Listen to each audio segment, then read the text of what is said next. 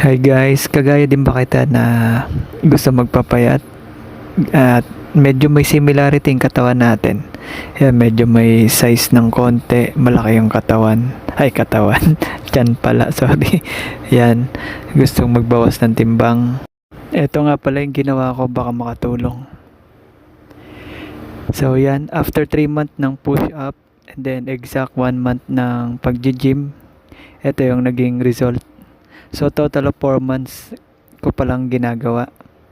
Yan. So ang ginawa ko is tinatrack ko yung daily calorie intake ko everyday. And then syempre disiplina sa mga kinakain. Tapos yan, binawasan ko lang ng konti yung kanin.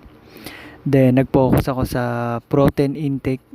Based on my research, 0.8 per grams per pounds yung tinake ko hanggang 1. So ayan, sinundan ko lang yon. And then ayan yung naging result. So umikot nga pala yung mga kinakain ko sa chicken breast, tilapia, itlog, oatmeal, broccoli, ano pa ba? Saging, yan, importante yan.